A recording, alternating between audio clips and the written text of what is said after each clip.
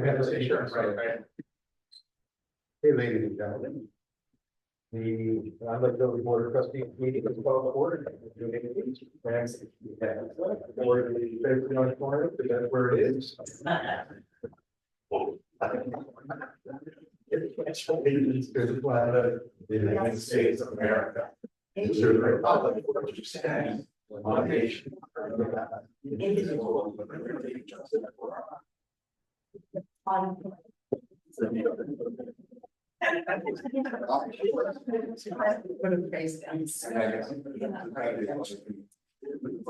But they're all at the auditorium with the Saturday night. Keep up with everything. Okay, first order of business, so public comment. Okay, on reports. Treasurer.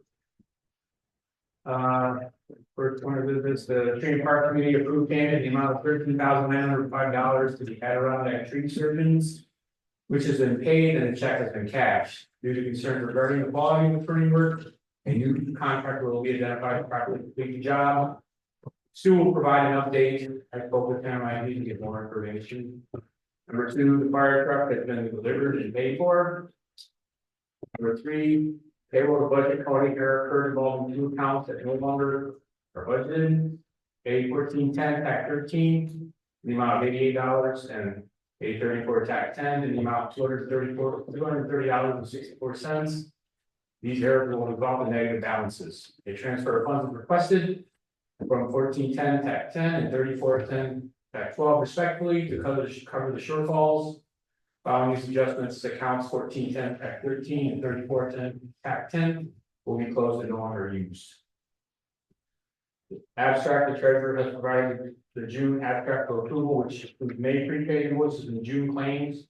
The total for June abstract is $46,682.63, and it's approved for a fund as follows: A fund $37,036.47, F fund $8,172.68, G fund $1,473.48.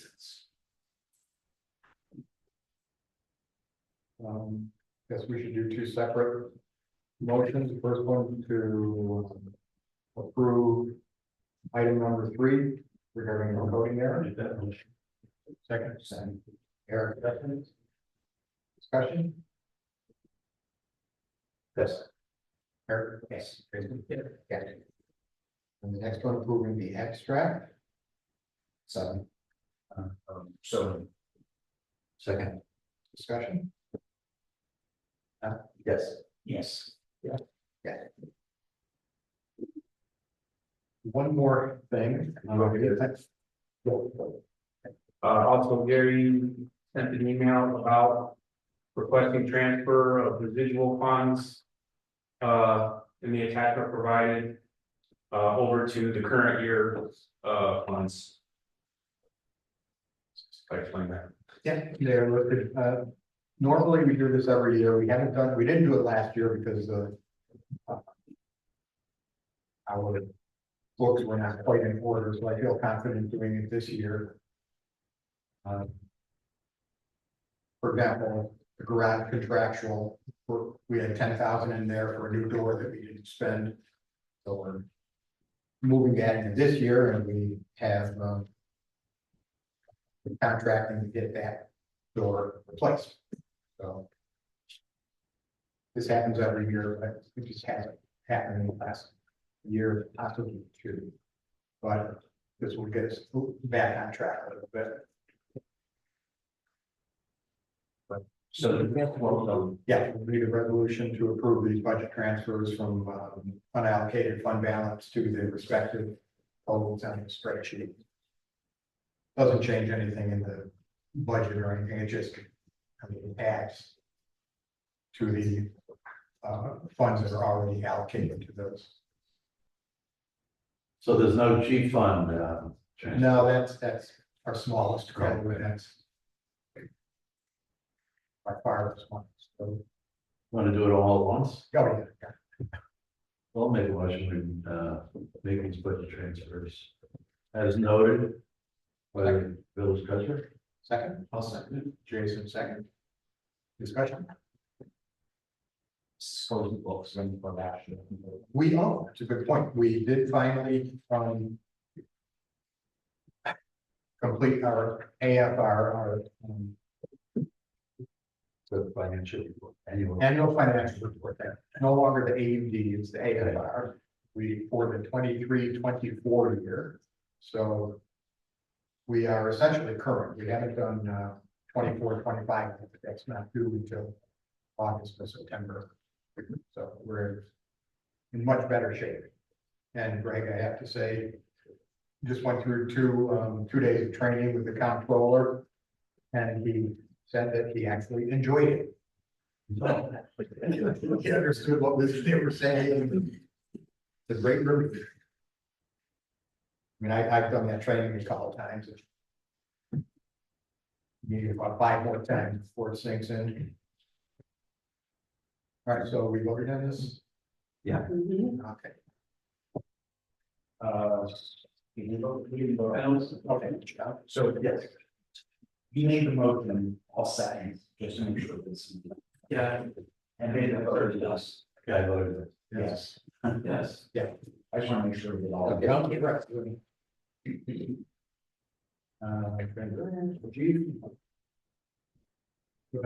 Alright, so for May, we have 46 alarms, brings the year-to-date total of 219. Staff hours, we learned about 400 staff hours, and the drill and the other training members brings our annual total, that's about 5,000 staff hours so far for the year.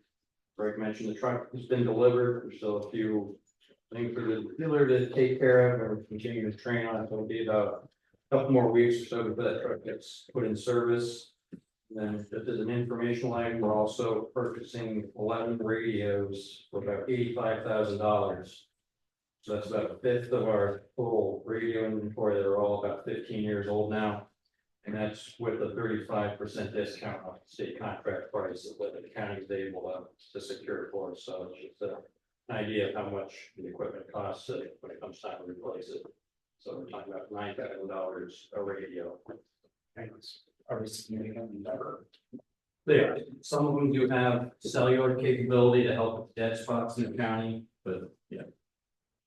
They still, they're pricey items. And are they interoperable with the Yes, they're all still operating on the county system, so all the interoperability still there, and actually the new radios have greater capability that the cell service option. Thank you. And code enforcement officer. The building permits are moving along very slowly. There's a list of all the permits on the table. The Griffin Bridge NOT is also moving along very slowly. NOT is in notice of termination, which allows Martin to get out of it. So he still has a number of issues with stormwater that he has to finish up. Victoria Landing is also making changes to their bylaws. And the planning board approved the purchase of the Gore properties behind Andrews Avenue for two homes. We were just waiting for surveys on that. And I'm getting back on finishing up on fire inspections. That's it. Okay, thank you. Park enforcement, animal control. No animal control, it's, the parking enforcement is, so I put out a bunch of, warnings. At the old one there. I have one ticket for one trial for July, and it's left over from March. Or not for May.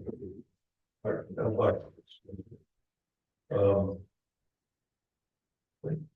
than that, and the pickleball field, I moved 2 cars out of there, and there's been any cars there since.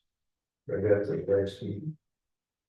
So that's sort of taken care been very quiet there.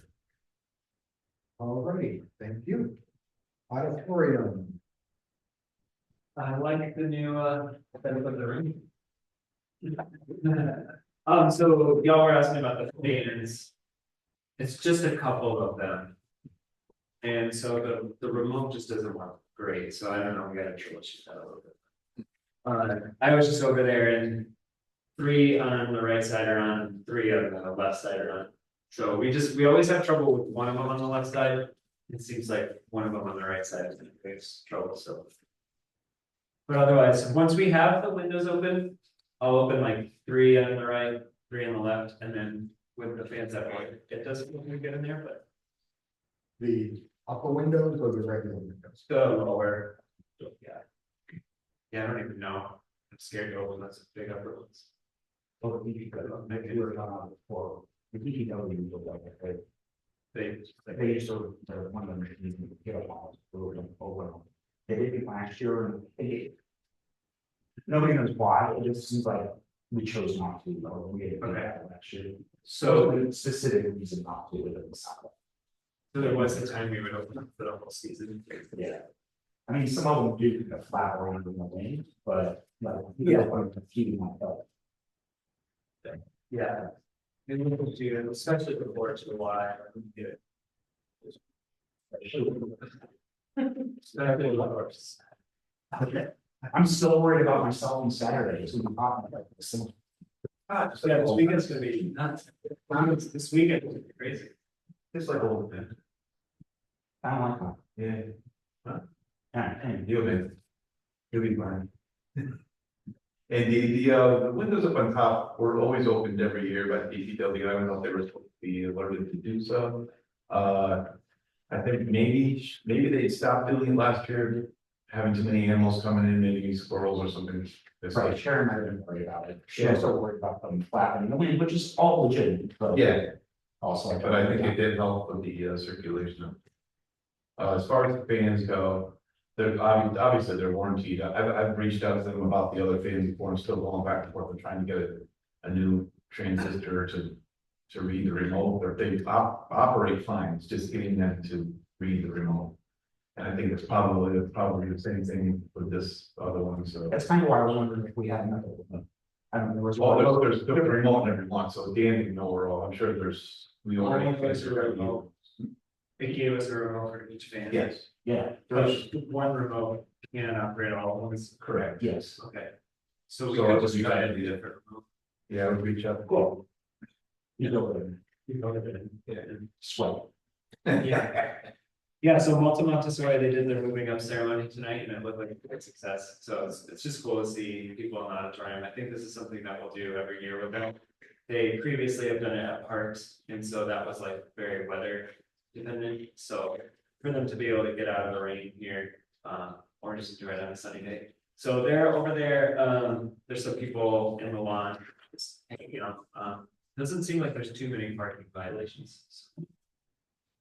Do you sell a lot of the Do you know when you're going to get big? I say that because the surprised me. And Right. People can get. I drove through a while ago. Everything was flying around, but it's all right. But Bob has a calendar of what the events are, not necessarily how big or how small the crowd is. Right, and but like I was, that's why I was making this nice. A heads up, that, yeah, there's about 3 people there over 500. Yeah. 500. Sometimes you don't know. I know. Sometimes you do that. Right. So I have his phone number. I think I could send out messages to you the rest of the season. I could just shoot you a text. Cause I No, get my eggs from these. no, that won't work. Okay. It's a phone call, it's a physical phone. Oh, that's what I Not a said. text. I said text. Okay. We can have lying. Yeah, Yeah, no texting. no text. I got it. I just. I'll do it the same way I get the eggs. Yeah. So yeah, so it's good to see that happening, and then thanks to Scott for last week, he did tour of the auditorium and also open mic night. Oh, yeah. I just printed it in my order. So I just heard there was something, the song played weird. And I was thinking of having a moment. Or some of the songs like from playing on the phone or something were weird, but otherwise. Oh. You're okay. Guess you had to start over. Yeah, exactly. Yeah, me having to start over. Yeah. Right. But it feels good that the auditorium is in full swing. We had a lecture on Monday. It was good to talk about film photography there. And we have a music night coming up next Wednesday after Night of Illumination. So I think it's not like every night is busy there, but I think we had a nice array of events there at the auditorium which is being used this month. So Wednesday, the high is supposed to be on 95, is that correct? Cool. Yeah. Absolutely. Yeah, it's the opposite from cool temperatures. Time to get the air conditioning. Yeah, I guess we were talking about what chairs we want to store here and what chairs we want to store at the auditorium. The auditorium doesn't need like maybe 20 to 30 is all we really need. There's times that we set up those round tables, but we don't do it as often. So I was keeping 36 there last season. 36 black ones? Yeah, but we don't even really need that many there. Like we had 20 there, that would probably be good. So We're gonna share the storage space. yeah, I don't like storing them there. I'm just saying that it's not like the auditorium would be hurting without them at the space. So Those were all filled with chairs, so when it comes time for the veterans and Memorial Day, we don't have enough chairs because they're all at the auditorium. Right, so that needs to remain full. Right. So that needs to be full, so hopefully after after this Saturday, event, we can bring them back home and fill it up. yeah. So I don't know if that's They were- something we need to tell the guys. So yeah, we'll, So we can do some chair wrangling after Saturday. thank you. Yeah.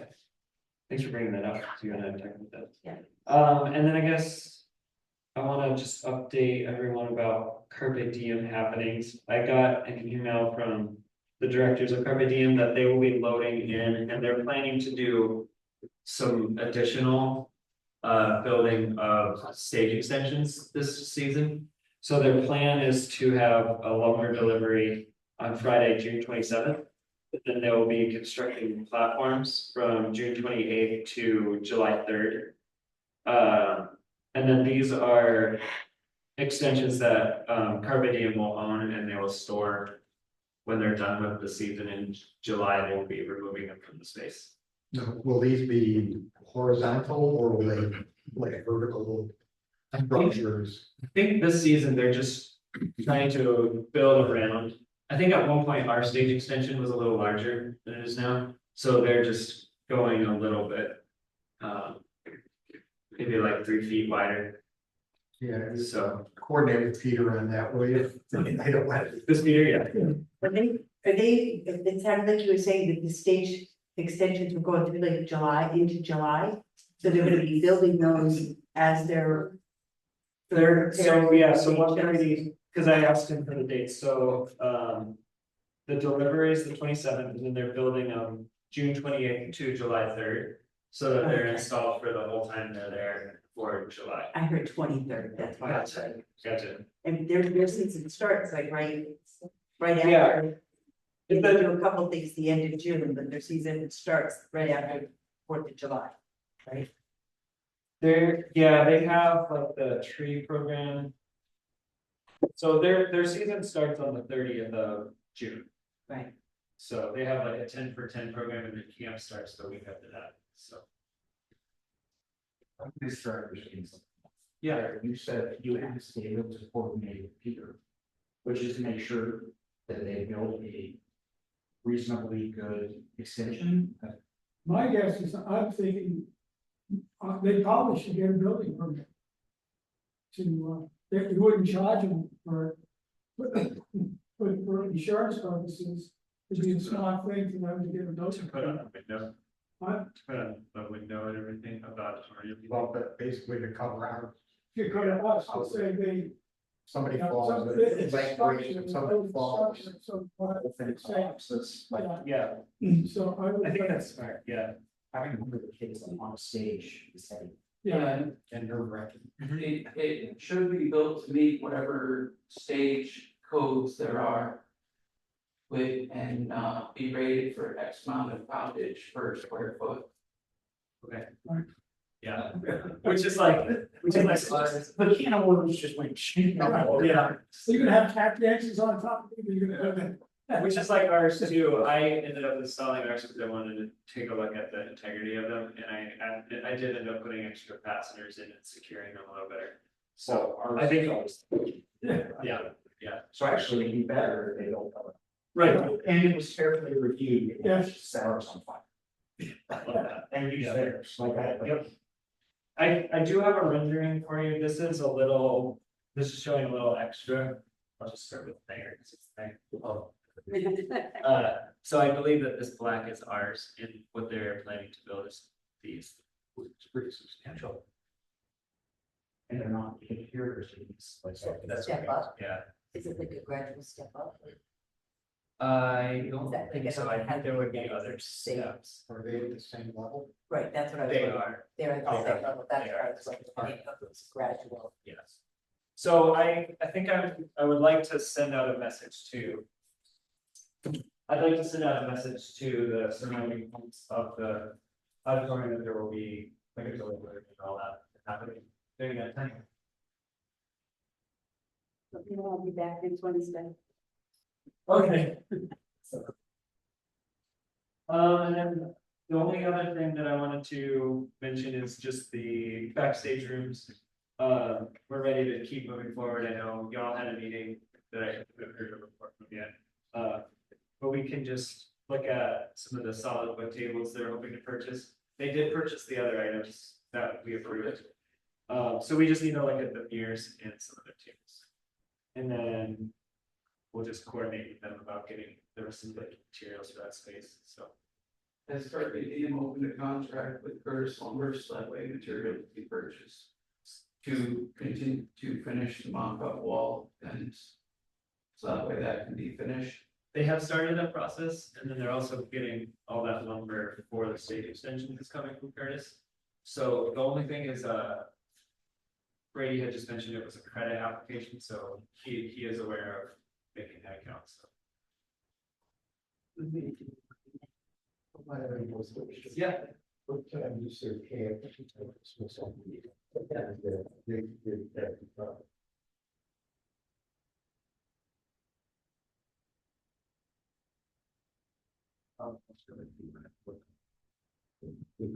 David, a while ago, there was discussion of, with the improvement project of a kind of a list of who owns what. Yeah. What can go, any progress been made on that? Susan reminded me about that. She reminded me too. Yeah. So, yeah, so I will do that.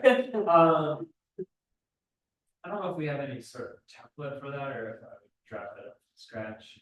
I don't, would they go from that base list that you put out? You had like a whole spreadsheet of what the project entailed, Right. might have some of the details of what items they're putting in, Yeah. might do like a check mark even. You know, Yeah. or they may not even know until after the show. Yeah, so I don't mind drafting one up from scratch. I just don't know if there would be specific verbiage I would need to use. Well, I mean, just get a list of items we can work Okay. on the wording later. I mean, better to do it Okay, cool. now than at the end. So I do have, yeah, so we do have a list of items. Okay, cool. All right. Keep the conversation going. Great. Can I add one more thing? I'm just sorry. You're talking about putting an extension onto the extension. Is that gonna be actually fastened to the old extension? Or is it gonna be fastened to? I'm just a little more concerned about them fastening anything to the original stage. Just make sure that that doesn't happen. So I think we would just say not to fasten to the stage. Would be That great. they, Yeah. We did that several years ago, about 5 years ago. They did, when they were building a stage extension, they actually screwed into the existing stage. I only know this because I cleaned the auditorium and I was doing the woodwork and I saw screw marks on the surface. space. Yeah, so this is something that you don't Yeah. think about. Till it's too late. If it's a problem, I don't know. This, I suspect, will be heavy enough, so it's not gonna move, but it's pretty substantial. Yeah, because our stage extensions are attached, and they kind of like, Yeah. thing as long as the thing is attached to itself. Yes. Thank you. Yeah.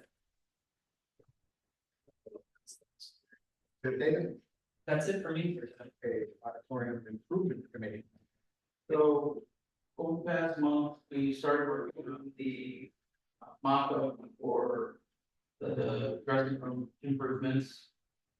Trying to do a little roadblock, we're waiting on more lumber material to finish mock-up.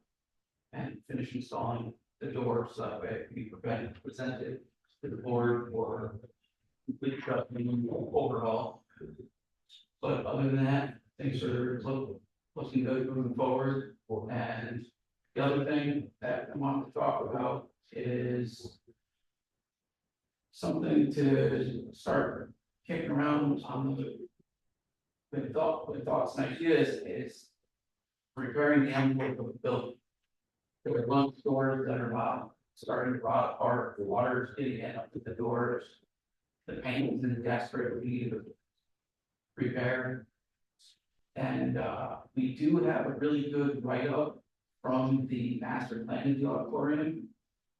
So I think it'd be a good idea to dig into that and hire either an architect or an engineer or somebody to put together a comprehensive, to use that master plan, because that has all the information already. But to build that a comprehensive plan, so that way we can put it out for competitive bid, because it's probably going to be a quite expensive venture. But on one hand, if we don't start taking care of the exterior of the auditorium, it's eventually not going to be there for us to use in the same time. Could you do a 5-year plan? Or something like that, or a 3-year plan? We probably could do one. The exterior envelope is something that you probably want to tackle in one spot, because it doesn't make a whole lot of sense to piecemeal it. Because now you're bringing in lifts and contractors 4 or 5 different times. And you're gonna pay a premium you're gonna pay substantially more doing it that way than in one shot. Right, they do it to the master. But I'm not talking the full master, I'm talking pull pieces out of there. Action plan. Pull like, because it does have verbiage about like installing gutters, which would go a long way as to maintaining the exterior of the building and preventing a lot of the water issues that it has. And I did look at it, and there is a nice spot on the fascia where we could get a gutter and paint it to match, and nobody's even gonna notice that there's a gutter there after a couple of years. Would it make sense to prioritize so that the financially we're not biting off the whole thing? Yes. Which, I've been talking to Carrie Warner about a matching grant. We estimate the cost of painting and replacing rotted wood to about $90,000. And I haven't got a response yet. There's still that in Albany, but maybe when she gets back up to Saratoga, we can talk more. But it'd be nice to get a matching grant on doing that. I agree, and the company that did the master plan, I believe they specialize in assisting with getting grants for historical buildings as well. So that would be somebody who we could reach out to them and see what kind of assistance they can provide in that aspect as well. And if I agree, the painting is probably around $90,000. But if we're gonna paint, we should also tackle the doors. Yeah, that's that, the windows, you're right. It should be a full envelope package deal, because when you start piecemealing it, you're leaving damaged things in place, you're gonna come over a door that you can stick your finger through the bottom. Kind of doesn't make a whole lot of sense. there's something else in the things to think about, which is this is going to be to your point, small matters with first. Basically, further purchase makes the committee that probably good to have like an architect or an engineer sort of to help us put together the plans so we can speak to some of the reviews you because I know we posted it forward to them.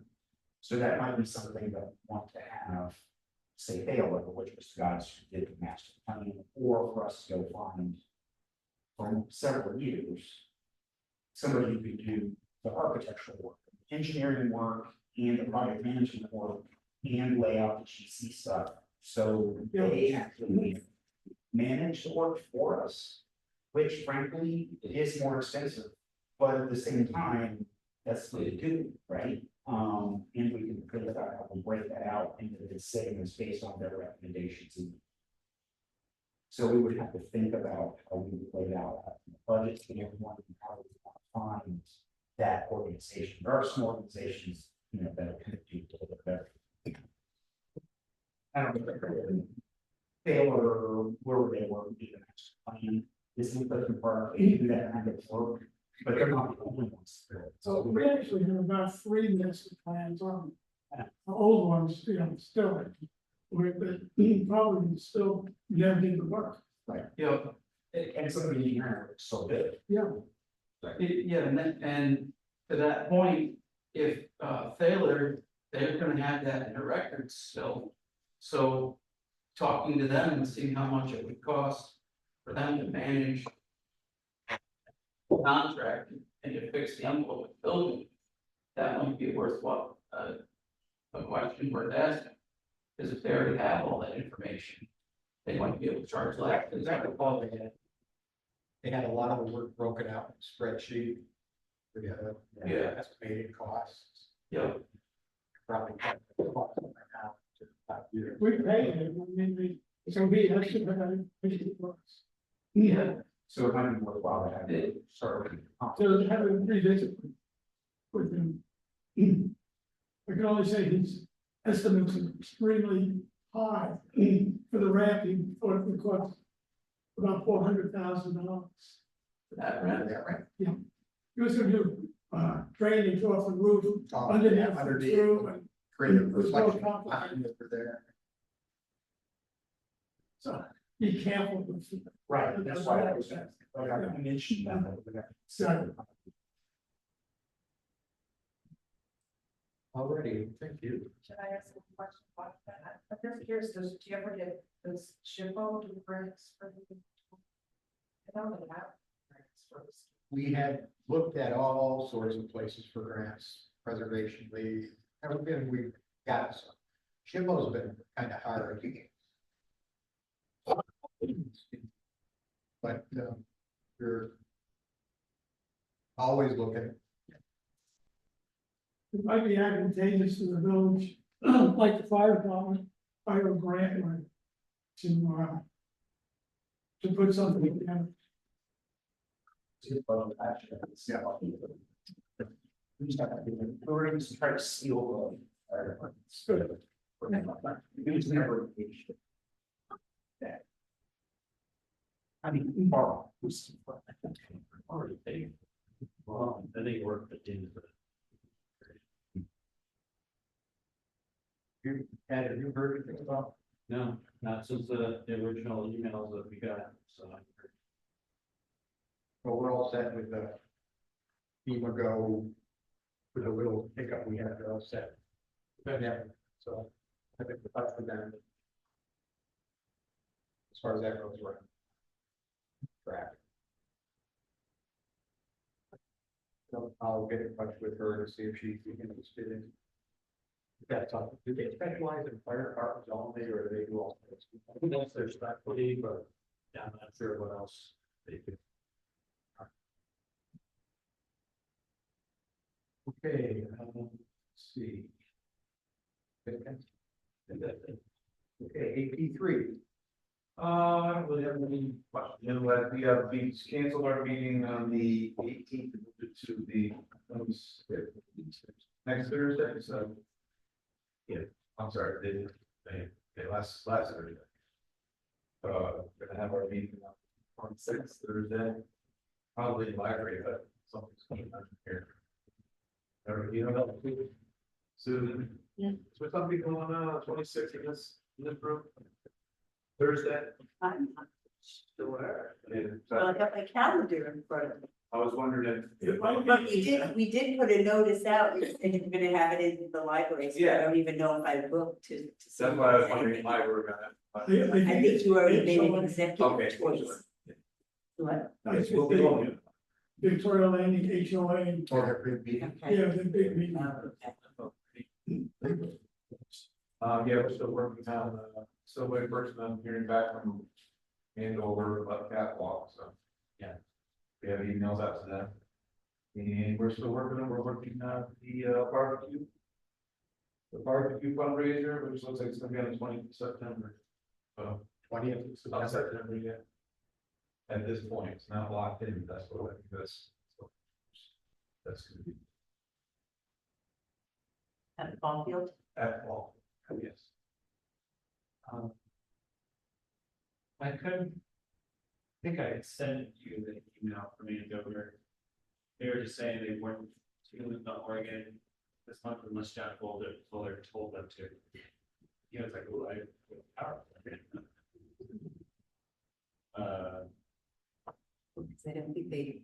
Because I don't know if they tuned it early in the season or if they waited until it was closer to the Oregon recitals. yeah, they're planning to do it in August. Right. My understanding was kind of pricey to have it done, so to have it done twice. Yeah, so the big thing though is that we have sent them a deposit for the walk course. Get a date, and send it the deposit. Yeah.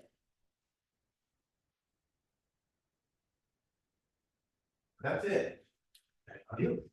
Yeah, they just seem like they're really busy is what. That could work. I just have a few things. Obviously, we're in the middle of collecting water bills and village tax bills. It's kind of making me a little crazy. It's months, but we'll survive. Paint recycling, paint care programs, recycles up to 5 gallons of paint. There's a list of acceptable and unacceptable products hanging on the wall outside our office. And there's local locations in Saratoga and Clifton Park. You can find more information on paintcare.org. We are accepting employment opportunities for labor positions at DPW. If you know anybody in the local area that might be looking, please send an application. Little League is wrapping up after soggy season. Residents mentioned the waste cans could get quite full and that we might want to invest in a recycling bin put down there. Mostly about arts, the show us your art. We are kind of getting towards the end of June. I think the deadline on that is July 1st for submissions. And then, yeah, we did get a question as to where's the pickleball signs in the parking. So asking us to follow through on that. With that. I have other things. Okay, and thank you. And tree committee. Okay, let's see. On May 3rd, we had an Arbor Day celebration, across from, Incognito. Planted a chestnut oak that was, partially funded by, the grant that Sue and I got from the New York State Forestry Council. We planted 10 other trees. Lori and Dale helped out, Mike Flannery, Rob Baber, everyone on the tree committee. We planted 4 trees down in the South Park and a few trees down by the tennis court and village garden. And last but not least, we planted a serviceberry tree in front of Tim and Sue Lazar's house in that little strip between the sidewalk and the road. With the idea of offering up to residents of Perkins Ridge that we would plant a tree in front of their house as long as they, in that little strip, as long as they agree to water and care for the first 2 years. These trees go $125 a pop. You plant the tree, so there's no labor involved there. Barry and I talked about this a while. It was just kind of a way to kind of reach out to Perkins Ridge and doing some things for them. It's pretty low cost. Barn Alley Park, Daniel Rigney came to us a couple of months ago about, there was a garden plant there, for about $7,000 back in 2018. Most of it's either gone at this point or it's been, or it's dead. And we believe that it's dead because, salt leaching from the salt barn. So we reached out to Cornell Cooperative. We had a biologist and stormwater management person work with us. Danielle and Eric Olson did some soil tests. They did a site visit, did some soil tests, and they determined that salt is what is killing most plants. So stormwater management person from there is going to come back with some advice as to what the DPW could potentially do differently to keep the salt from leaching into that park. And at that point, we are thinking we'd like to reestablish a wildflower field that was there, that Danielle maintained for a number of years. But that it got ripped out and the DPW had to do some drainage work there. So we're gonna put a plan together for what it would take to do that, and we'll present it to the board. Eric? Sorry, look at your question. I was just wondering if the salt has ruined the area, basically. I mean, Yes, and that's part of, yeah. so how would you find new wildflowers there? We have to remediate with new kind of stuff. It's from, it sounds like the salt levels aren't so high that if we're able to block the salt from leaching from the lot over there. They said rainwater, the stormwater management guy, the biologist said that rainwater would leach out the salt fairly quickly. And then we can also pick trees, shrubs, wildflowers that wouldn't have an issue with high salt levels as well. Yeah, so we'll come prepared with how to try that. The last thing, Stu Galloway and I met with Lisa McCorkle from the LA group. She's a landscape architect. This is in regards to the grounds around the auditorium. This was just to get high level, like what could we do over there?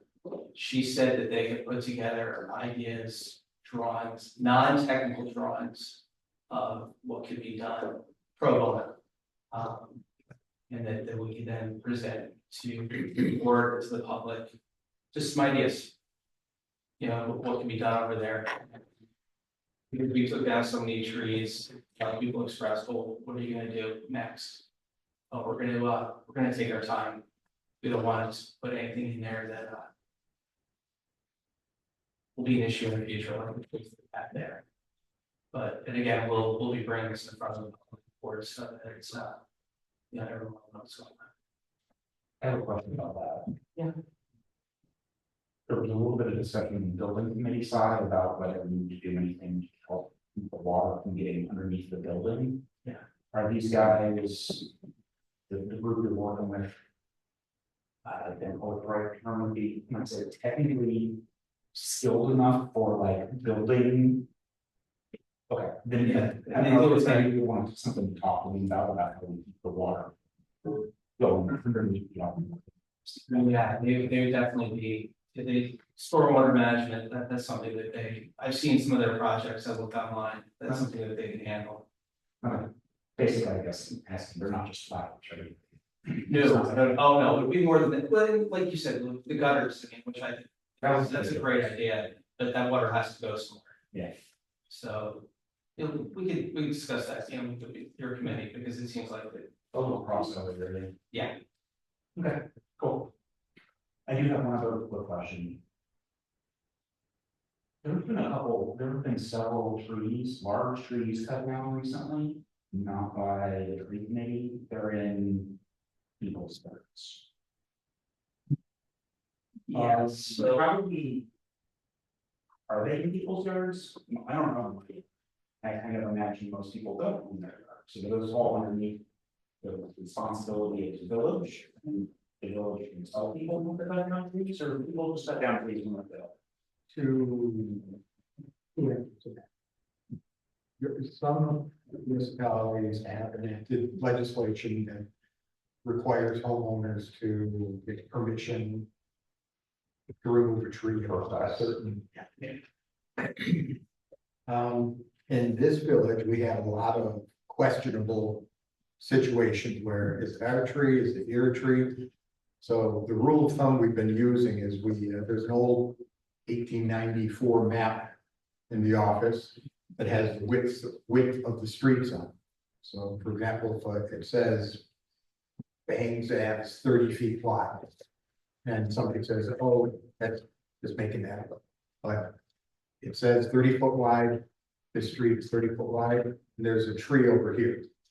And you don't have a survey for your house. So what we've been doing is going to the middle of the street and measuring for 30 foot street, we measure 15 feet and see where the tree is. If it's on that side, it's theirs. If it's on this side, it's ours. If it's in the middle, we have yet to deal with that. So that has been the rule of thumb, how it has been determined. We're getting a survey, requiring a survey. It's a bit onerous. So do people have to come to the village before they're done, right? I mean, Usually the first instinct is to tell the village that this tree is a village tree and we take it down. And that's when we go and measure and. yeah, I was just thinking, like, as a homeowner, I don't need to realize that. Just fine. Hey, Rob, we just had two trees cut down on Bowman Avenue. That were questionable. I talked to the neighbors, and they said the trees were splitting. And I said, I looked at the trees, I said, I don't know if they're on village property or their property, but they paid for it. And the trees needed to come down. I'm okay, I'm not gonna press the issue with them. So let's go to you, Mark. When we did the tree survey, did they look at all those trees? No. No, so they were. The problem we had there is that we hadn't really firmly established where the right of way and all that, and. Yes, Sue and I have had this conversation because we both had people come to us about trees that have been brought down recently, like you said, that were on people's property. And a lot of people have been complaining, and we'd like to establish at some point some sort of rules of, when can these trees be taken down? Because some people are questioning whether they're being taken down in public, in right of way, and they were upset about it.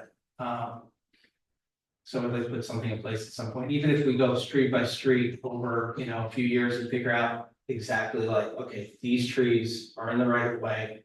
They can't be taken down without, coming to the village first. It's big wall wax to get into, but I think we need to address it because. We're not gonna be the village in the road very much longer. Could agree with And that. it's really hard to put a 100-foot tree there. Right. And also we also had the concern of people just planting their own things in the right of way. Eventually, the village has to maintain what they're putting in there, and they're not always putting in something that makes sense. Yeah, it becomes a fine line of letting people do things and also not letting people do stupid things. Well, but if he was, like Mark had said that he would maybe even offer to, have some trees available. To kind of redo those on people's properties, so maybe if that were made known that is an option. Kind of a more like-handed approach of, hey, if you're thinking of doing something in the right of way, we can kind of help advise what you might plant there, so that you don't plant something that's gonna be an issue with the power lines or cause other problems in the future. So, a little less of a punitive approach, more just like, hey, we're here to help. But it would also be nice to have some ordinances or things written into ordinances as well. All right, week after next, we're gonna get together. Sounds good. Okey dokey. Under old business, signs for the pickleball tennis courts have been ordered and it's got notice they're being shipped here, so next week at some point they should come in. Under new business, the rental registry discussion. Had my first experience with chat GPT, generative GPT. And I entered municipal rental registration, and this is what I came out, and I'll read it. In New York, many villages have adopted rental registries to regulate rental properties and protect tenants and landlords. These registries often require property owners to register their rental units, undergo inspections, and comply with local ordinances. They can serve various purposes, including housing quality, safety, and enforcement of tenant protections. Key aspects of New York Village rental registries. Purpose. Registries can be, I just said that. Requirements. Typically, owners must register their properties, often undergo inspections, and typically pay a registration fee.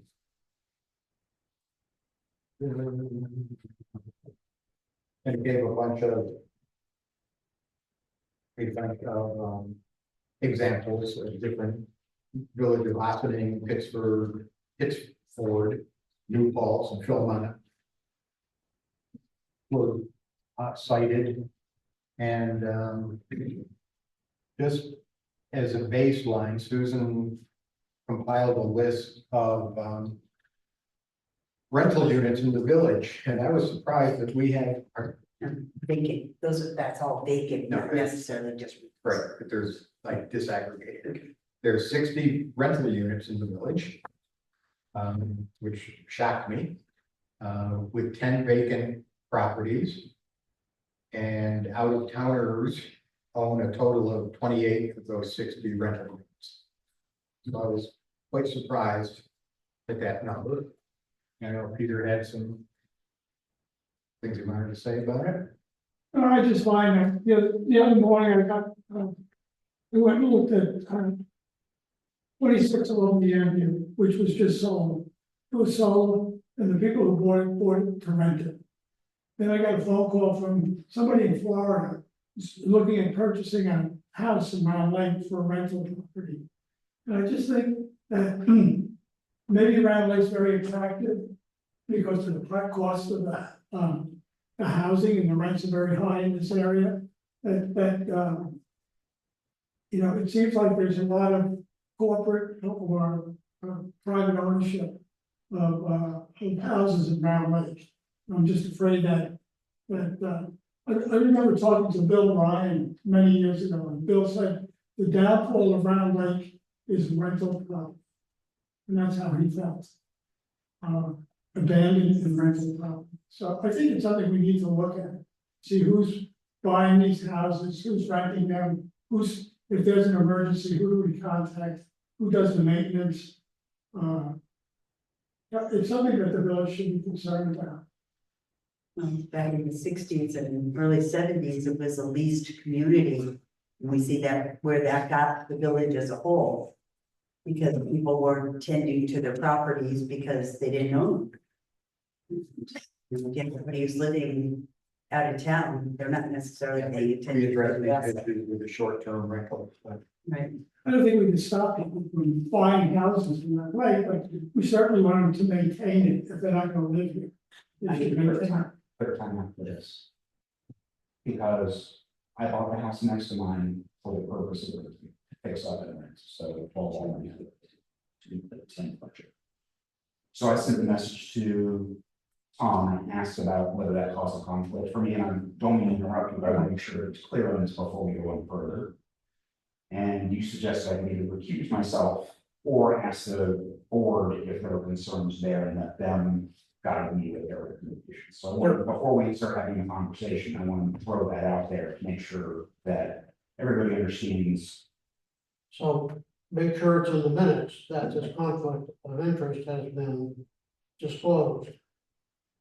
And then I guess it's a question of comfort level for you and other members of the board as to whether you participate in this or not. And include Matthew in that as well. I certainly don't have a problem with it, unless it came to a vote where it was clear that Eric's interest would be somehow compromised. Yeah, it's but for the purpose of the discussion. a pretty general conversation we're having about all rentals in the village, and my take on it, and when we're talking about specifically the house that I am. We certainly won't be voting on it. So sorry for interrupting, I just want to make sure. Yeah. Yeah, I would not be against people, you know, I mean, if somebody wants to buy a house, of course they should be able to buy a house. We just want to know who they are, where they live, how can we get a hold of them, or if there's an emergency. Are they maintaining their house? We've had a number of instances where there have been in some vacant houses with flooding in the basement because something happened, and we just need to know how to get hold of somebody. With tax bills and stuff going out recently, I've gotten a number of returned back from people that had added to the list. Where you didn't even realize that they weren't living at the property, that it was actually a rental, the rental people moved out. The address, all we have is a address for them, not a phone number, not an email. And it just makes it really hard to try and track people down, trying to reach through the post office or the forwarding address, because they never lived here to begin with. So, Okay, so let's go back to this. We have a disclosure of a conflict of interest. One of the three board members who is here has opined he has no difficulty with that. I have no difficulty. Same. Thank you. But at very minimum, I would like to see a registration of some sort, so that we know who owns it, we know emergency contact. Things like that. In a perfect world, what I want is to be, get the name and the contact information of people who are in the unit. Or we can send them information, for example, if you're a renter around here and we don't have your contact info, you'll be very surprised coming Friday, Saturday, or Sunday. Already going down.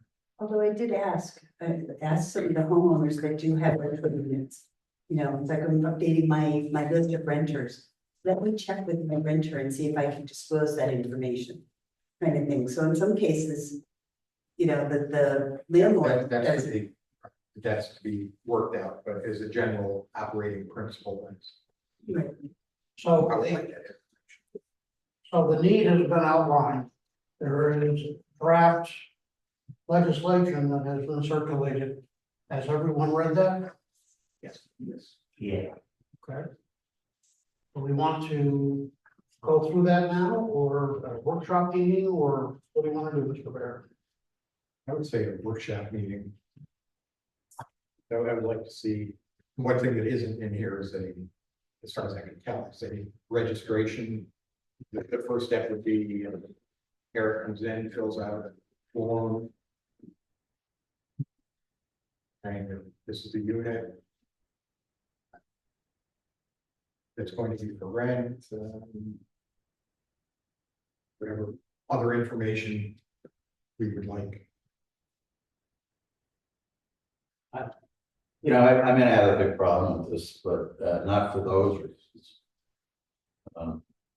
Did you say you were done? I have a big problem with this, but not for the reason you said. I think they're fairly legitimate. Registration or a list of properties that are not owned by residents. That's fine, but you know, here we are talking about the intent to protect the character, safety, cleanliness, and stability of the village's residential areas. So because I rent a house, and I let's say I own the house, live out of town, rent it. My house is subject to inspection every 2 years for code enforcement issues or whatever other violations that might exist in the law. But if I'm living in my house and not renting it, Well, you're subject to everything you just listed except for the inspection. Code violations, those are, Well, absolutely, I understand that, but I mean, I walk around this village and I can see people's windows, I can't see in the windows. Because there's boxes stacked. we have no ordinance against that. I know, and I don't know, I feel very uncomfortable, having, well, Peter comes to the house every once in a while. But, I'd have a problem with somebody knocking on the door, I wanna go around and inspect the whole house. I have a concern about the whole concept. And, to your point, why are we, first, why are we only saying this applies to long term? Why doesn't it apply to the short term rentals also? Because they're also renters. It does. That's covered under the short-term rental laws. Okay, so if we already have it for the short term rentals and we already have it for the owners, then why doesn't the owners already cover for the people who own the house now? But doesn't the existing law already do this?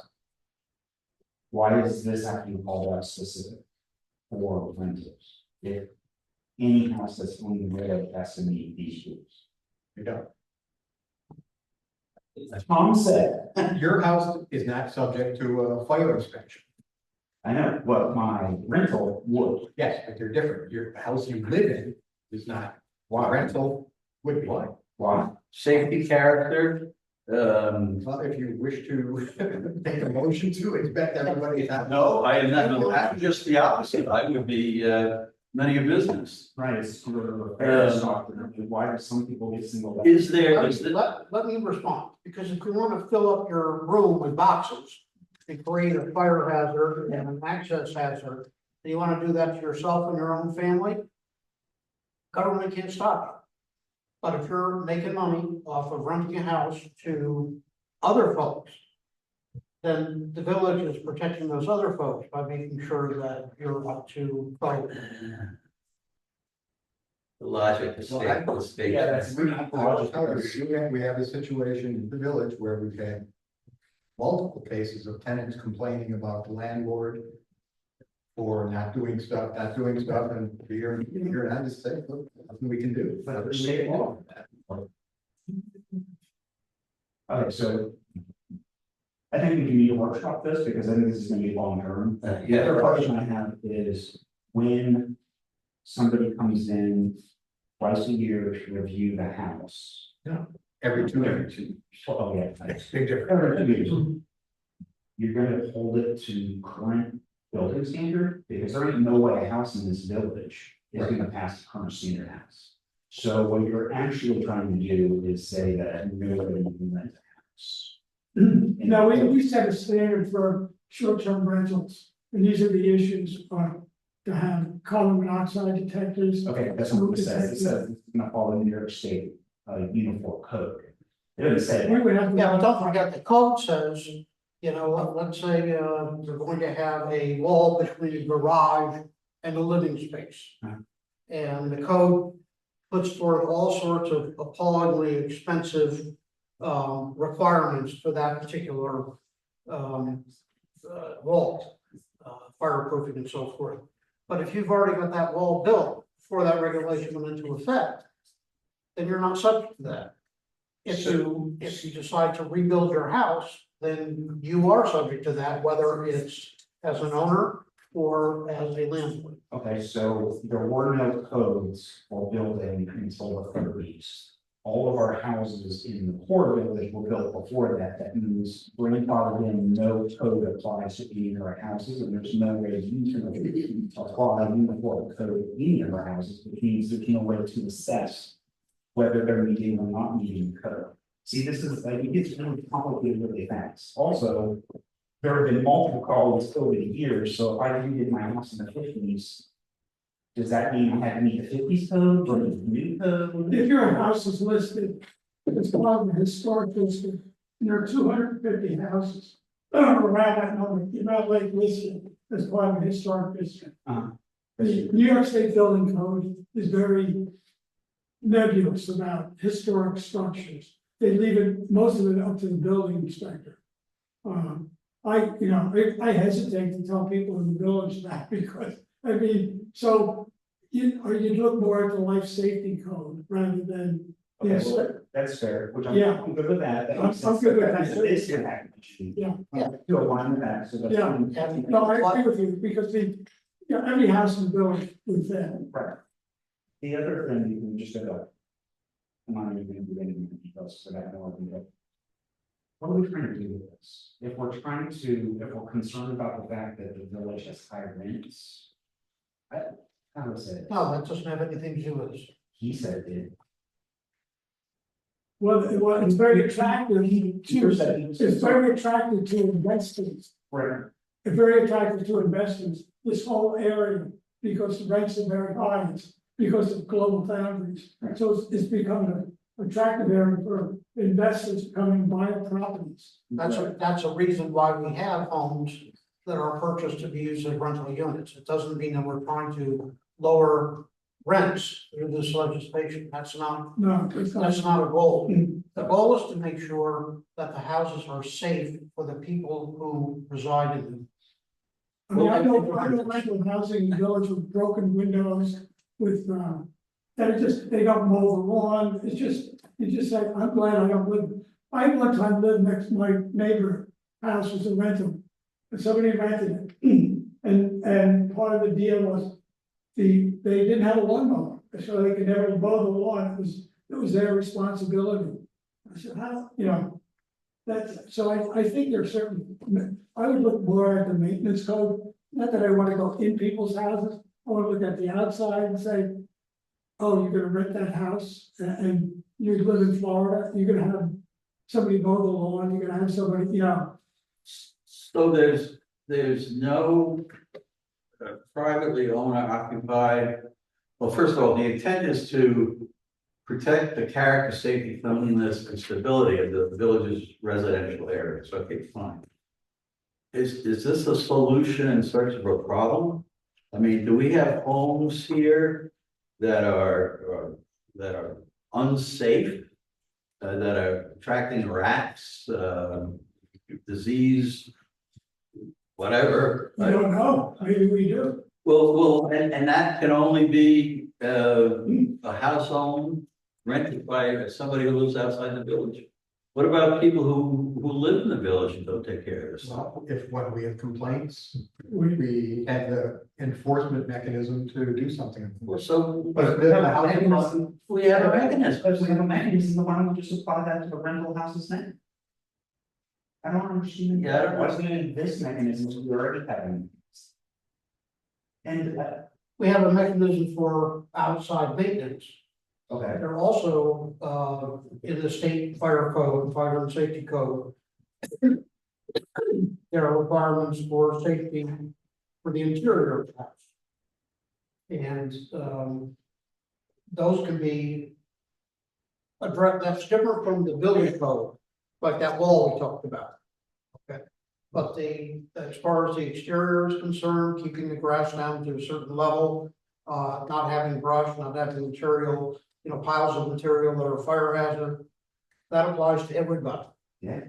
So, I mean, Peter was just talking about how difficult it would be with our old houses to assess the interior other than, like you were talking about, some of the safety items. Right, like like that. safety code. So you were literally just saying that you would probably focus on the exterior effect, which we already have a law for, so we don't need a law for that. Well, I would feel better if we could be assured that every rental property had a fire. Especially if a fire starts in a house in Round Lake, a lot of others. Well, that's true of all that. Well, that's true, but we're not dealing with people's personal houses, we're talking We just- about. And I'm just trying to understand that, but your case is you're trying to protect the village from burning down, we're only trying to legislate one small slice. Yeah. So if you're worried about the village, put something If in you're here. worried about the village burning down, then you have to legislate across the village, you can't make That makes absolutely zero sense, because I cannot tell him to put a fire alarm in his house. We don't have the jurisdiction to do that. But if he buys a house and is making money renting it, I think we have a vested interest in knowing that Why? for safety. Well, safe, but The same thing applies to people who live here as much as people who rent here. Yes, but we cannot, as a board, legislate what to do, what town does in his house. Then why can you legislate what people do? Because it's a business, you're making money from renting it out. Is it a business? If you're making money, it's a business. Okay, I assume you would. now we're going to taxes. tax returns and finding out, is this, what kind of business is it? Is it an LLC? Is it a, what do they call those, six? There's another designation. Those are moot points for. But, yeah, I mean, who are you talking about? What are you talking? This is a solution in search of a problem. I don't think, I don't have a problem with getting a list of people who rent homes in the villages, and don't live here. And get their, all their information and stuff. I mean, I think that'd be valuable. I think the only information we want is if the basement floods, we need, and the owner is in California, Right. who do we call? I get that. So we need that for the empty houses too. Yes. Which, I mean, like, that's so like in the spectrum of this conversation, that's so far behind, yeah, okay, fine, good luck with that. I mean, we can ask that, right? But that's totally different than having Peter going into houses and inspecting them. Like, that's why I think this is a bunch of conversations rather than just a conversation. So like, yeah, okay, I'm on board with trying to get a list of people. I don't know how that's gonna go with like First Amendment rights, so I don't want to tell you where I have it. But that's a whole different discussion. But the inspection, the holding people accountable to what rules and who decides those rules is gonna be super tricky. Other towns are doing it, it's happening all over the state, they're concerned, I mean, Round Lake is a historic district. I'm concerned about people buying houses in Round Lake and don't give a shit about taking care of it, they're just gonna rent it out. And that's happening in Round Lake, where people are buying houses, and they don't care, I live in Ohio, I don't care, you know. Yeah, I agree with that house across from your. It's been a disaster for you, but That's been that way forever. like, and I like even the owners though, like. The house behind you got ripped down last week. We're looking at that house thinking that they're back to cleaning it out. They're trying to sell, they have an active real estate person that they're working with, and they're trying to sell the house. My question is to say, the foundation's caving in. I don't know how you can renovate that house. And if you wanna tear it down, you have to build on that footprint, which is very. But then it's sent to another discussion altogether. About vacant or selling houses. And what's the condition of the house that's being sold? And how do the new owners, who are the prospective owners, 26 Albany is almost a perfect situation. That should have been built on the footprint of the old house. But we went through years of problems. Do you probably know what the rent is now, 26 or Couple grand. $2,900, they got $2,900 for a rent. When people are buying houses, it almost seems like some of them are buying them sight unseen. Yeah, but you know, That's a whole different. that's a whole different thing. And some of the communities that are cited, New Falls, Binghamton, these are. We've all been to these places. There's some seedy parts of New Falls, Binghamton, and whatever else is in there, and there's some very nice parts. And you can, it's much more of an urban kind of vibe. If we've been down to New Falls, definitely. But I don't know what our plan is here. It just seems like we can't enact a law against somebody for safety and health and stuff, and not hold everybody else accountable. Throughout the meetings. But we did exactly that with our short-term rental discussion. Well, I was here for that, so. Yeah, but if we have the mechanism, Then you exercise. yeah, use it. I could get behind having like a fire and safety inspection on rental properties. With some verbiage like when a tenant moves out in that vacant window. At that point, there is not a tenant, or when suspicions of life safety instances. If there is suspicion that there is some sort of violation. Having verbiage that would allow Peter to do an inspection, if there was a potential violation occurring, I can get behind that. We could list what the violations are, maybe Yeah. there's a couple laws, carbon monoxide, and It- same thing we could do for short-term rental. But nobody comes into my house to see if I can smoke a But lot. you're not- you're not in your house. But the safety, health, and the cleanliness and character of the village. Well, I'm part of that, aren't I? We could inspect your house if you Yeah, wish. you know, We could do that. then you can do it for rental now.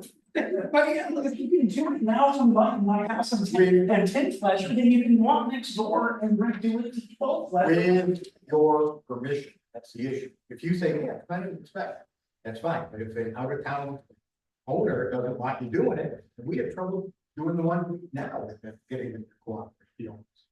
I'd like to just, why don't we table this? Do Oh, a, yeah, absolutely. handle, We're have a gonna- workshop, make sure everybody's here. And try to get some specific language that would be fair to everyone. Between now and 2 weeks from now, come up with some, what I would like you to do is come up with some minimum things that you would accept. That would be accepted. $500 registration fee, maybe not. No registration. Well, I like Jason's idea when tenants move out around it. I don't think it- we at a set interval. But I do think we should gain some ability to inspect properties that there's suspicion of safety or life hazards. Especially in the long-term rentals. I think that is a very important thing for us to get. Is the ability to inspect those properties and to have leverage against landlords that may or may not be willing to do maintenance and not keep on their properties. Provide a safe living environment for the tenants, things of that nature. I do think having. That's literally how. I mean, Googling it, that is literally New York City and. And if New York State can't enforce that, how will we do it? New York State won't enforce it. Okay, well, can we enforce their rules? I would need to know which rule we're talking about. Right, because there's so many. We expect all multi-family rentals to inspect. Right. We're just saying, no, we're just gonna start. You know, if you're a rental, you wanna make sure that your house is safe, together and you live. But if you suspect that, this is being drawn out too far. Yeah. But if you suspect that I'm harboring some type of illegal animal in my house or that I've created a fire hazard. Well, don't come down. Yes.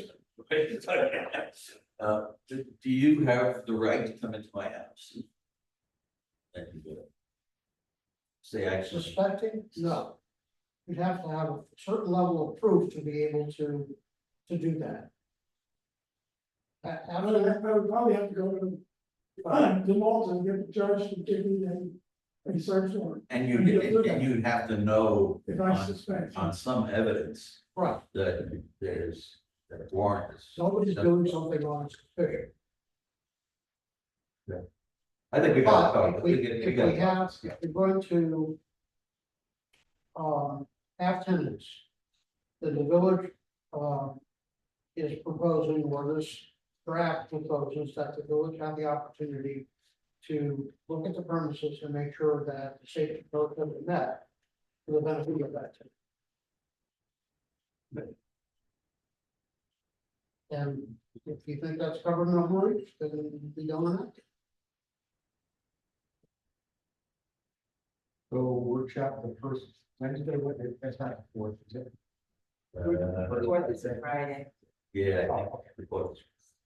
So first Wednesday of July, We gonna talk about, want to talk about this? revisit this. Yeah, I'd like to, make sure we have everybody. Yeah. I think it's important.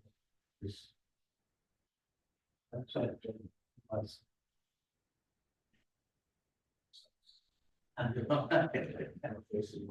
No. Although we were sitting out.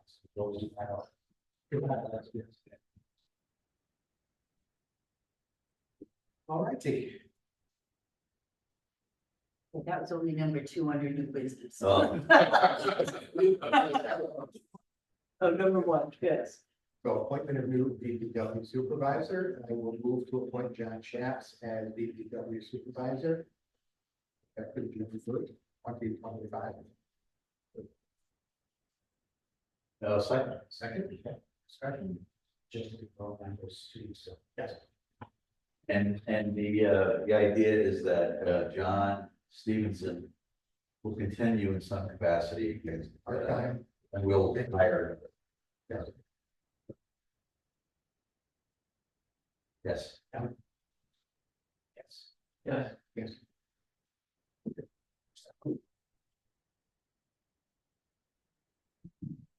And I will make the motion The mayor, mayor and then Tom for a second. Yes, I do. What? So never mind. move move to create an ad hoc Parks and Recreation Committee. Rachel Galloway is chair. Following residents have agreed to serve on the committee: Cody Simpson, Paul Uriel, Donna Kringle, Mike B, Olivia Busman, Alice Knott, and Lori Marach. Matt Holdridge and mayor will serve as ex officio capacity. And the tree committee chair, Mark Marion, will also be.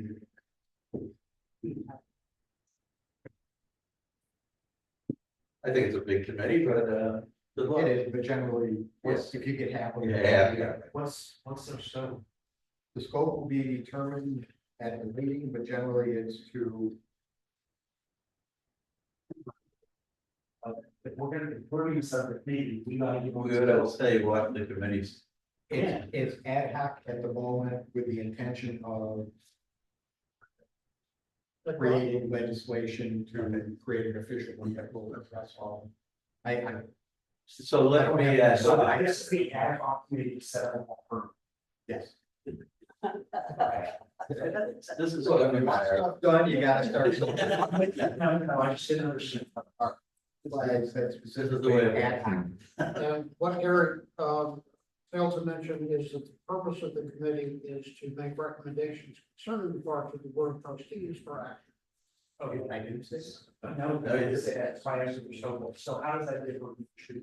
The tree committee will make recommendation, for example, if we want to do something in this area, the tree committee will say, we had planned on putting a grove of trees, a grove of lemon trees or something, just so that we're not stepping on each other's feet. You would have to make, you would have to make sure things are different. Looking at the, Yeah. they take a look at the 16 inventories that we've had done at Bolton cost. And, the types of trees that are amenable to a particular park. And they do all that work and they come in and say, we recommend that you plant these trees in this park. Okay, So so, this board decides yes or no. so the tree committee is the landscape. Like the greenery, the trees. The bushes, the gardens and stuff like that. The parks committee is the hardscape, the playgrounds. The basketball court, tennis courts, Parking, all fields. parking, all fields and parks. Parking will be part of it, that's why I just, Matt is included in it. So I get that. Is the tree committee an ad hoc committee? Tree committee is not an ad hoc, a tree committee is something that we put together to apply for a grant. We probably should make it an official committee. Well, yeah, part of the reason to make it, part of the reason to make it official, you know, the whole Tree City USA designation part of, there's only like 4 points to it. One of them is actually having an official committee with tree ordinances in place. And we have tree ordinances. Yeah, so we have to have this in place. I've got a list of them, pile them, if you read, I mean, that's something that the tree committee's been working very well, so that's been low priority. They are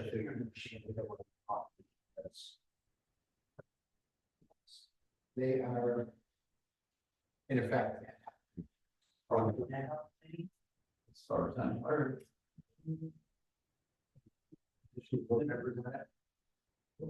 Making an official committee of that. I don't know if we did definitions. No, I don't believe we had. I think we were just an ad hoc committee. What's the difference between an official committee and an ad hoc committee? But you know, Annual There meeting, isn't. what time, There really isn't. purpose. I mean, committees are formed by the mayor, as a courtesy, he says to the board, do I have approval for this committee? And the board says yes, no, suggestions. Okay, so that's important. And Also, none of these committees have authority. But the purpose is for them to look at all the minutiae and the factors and so forth that take so much time. And then make a recommendation to this board for action. Hopefully in writing. okay, good. Do they make a recommendation to the mayor, or do they make the recommendation to the board? To the board. Okay, so the mayor forms that, but they make the recommendations. Yes. Second, unclear. But I think there ought there ought to be a stipulation that the committees actually report something to the board. I would also say that they probably ought to have a basis, put in the budget. Something. Yeah, let's can we workshop that someday. Yeah, let's workshop that. Not necessarily this next time, but like, let's talk about how we have our Committee structure. Good idea. I think it would be helpful if they did also like a written report in by the tree committee. We want to spend $30,000 this year on X, Y, and Z. I think part of the reason it should be organized, the tree committee part, is because it's a narrow scope, there's a lot of money involved. So, And we're talking about the building. and we should be coming in front, and when the money reaches a certain level, you know, certain things like planting a tree in front of the list cars, whatever, but if we're spending 2,000-3,000, maybe 5,000 plus, it should come in front of the, you know, board first, before any of that money's spent. Yeah, and we just need to figure out how we. I think that is a good idea. What I would love to see is like a 1 page or a half page report. At the regular monthly meeting that says, this is what we've done, no meetings this month. And this is what we recommend. These 3 sentences tell us why we recommend it. Look at that and have discussion. But that's similar to the other reports that we get, just adding additional categories. Well, But you're still the getting reports are input. put on a lot of back and forth. And then you have people come in 6 months later and, oh, no, I never said that. You know, this one's against that one and. I want everything. Yep. Yeah, so it's right. And but I'm not people that's not one, so these actors, what happens to birds, like was putting it on the back. The swirl it and caused with trying to figure out who's responsible for what, who owes those things. Like even got very confused, like I asked the board, but then the tree committee probably had some responsibility. So having it all writing, I also think it would be super helpful for the people that are listening. Like, we need to put that on the website, hey, if you want to do something. Just contact the city and they get to make their recommendation to the board about the request, but they don't need to tell you yes or no, for instance, they just make their recommendation. And then the board is held accountable for the decisions of the village. That's a great suggestion. Yeah. I mean, that kind Well, of. right, because everything right now falls on Peter, like, you know, if you're doing anything, make sure Peter's aware of it, you know, whether you need a building permit or not. And you and I could spend probably time talking about,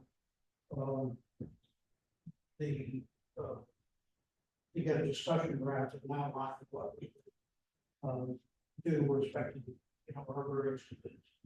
And email me with any your thoughts on the ideas that we'd like included. Okay, So so it'd be from. Well, that, how we going next? We're not gonna discuss this for July work. no, it's good. Maybe the third of July. Third Wednesday. of July. Have it over. Getting another suggestion, which is directly related to this, but. Can we start a action items list rather than strictly minutes? The minutes we have to review, just because I get all that. But we made 12 decisions here, like I need to go do some stuff and you need to do things, Jason. You like, and this is not like the next day, it doesn't have to be like official minutes, it's just like, hey, here it is, we do next. I would love to, but this week was, or the last couple of weeks, it's been a challenge to try to keep up with them. But I do try to get the minutes out, I have been trying to get them in draft. This lately is just, not possible. I think what he's talking about, for example, my action item list is tell the guys to open the clear story. Yes, Right. it's very quick, one hit. Sure. Right. Gary's supposed to do X, Check on the stage. for the- yeah, like, it's like. Right, Peter has to do X, and then when we get back together, it's like, did you do X? Yeah, I did X, and we just forgot. Which is different than these conversations, which are important, and they need to be documented. But I just not, I'm just like, hey, Eric, right, I know that's shit. Oh, yeah, like I know when I'm putting the minutes together, I have a tendency to, you know, where are we with this, or did we do this, or just, you know, and so it kind of moves along, you know. We have a blackboard. You have a blackboard. Right, yeah. I mean, when I want to leave work.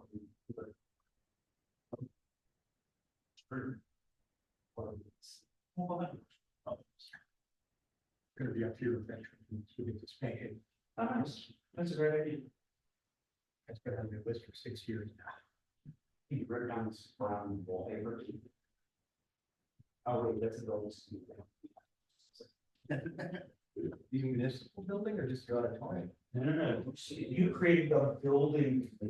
I didn't specify. You did not create the auditorium. My bad. It's, you know, build a second. We probably don't have a fire.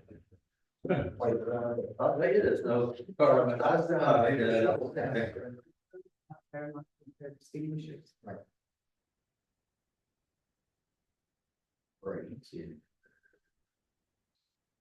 There it is, over there. Oh. Do we vote on it? The ad hoc committee, or we get sidetracked on this project? And it's like, a discussion, we all agree. We all agree to do the ad hoc. Yes. Yes. Yes, okay. So who, All those folks. I know that it is. I'm second, yeah. Come on. I just find it old. Next item, closing the boat launch at 9:30 p.m. We were notified by the village crew that they've been finding hypodermic needles down there when they mow and we boat launch. So I contacted the sheriff and they're going to have a patrol stop by in the evenings. But I thought it would be useful if we could close it at 9:30 so that they would have a legitimate reason for rousting people out of there after 9:30. And the DEC has agreed to closing the boat launch 1 hour after sunset to allow for evening fishing. So that would be, I think, 9:30, 8:30 is the latest sunset around here. So We're looking for a motion, to enact a resolution closing the boat launch at 9:30 and locking the gate. Which one? Not locking the Not gate, locking the gate, Okay. that requires people. just, just Closing it and, basically giving the, and having signs yes, that say that. So if your skate is closed and somebody doesn't like it, the gate's not gonna be closed, the gate's gonna be open. okay, I was gonna say, it's gonna, how you gonna stop it from tipping the toilet over and throwing the garbage? No, the gate's not gonna be closed, because that would. So it's basically just a sign, so it gives them truth. Just a sign, Yeah, so the trooper can rouse anybody there saying. it's- and the authority to.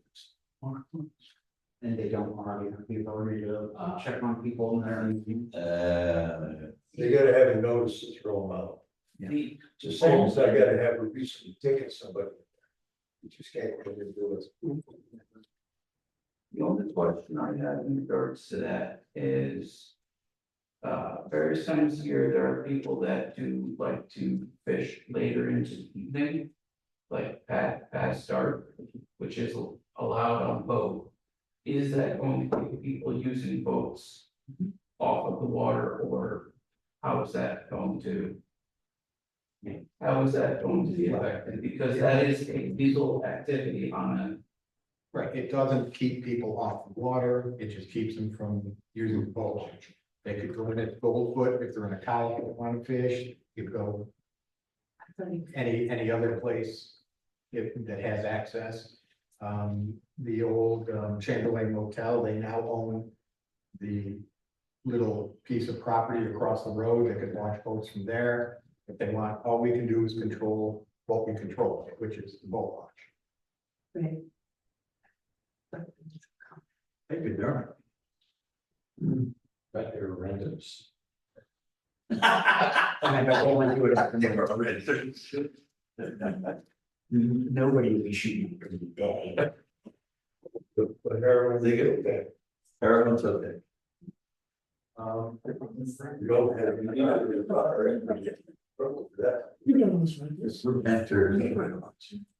Unhealthy renters.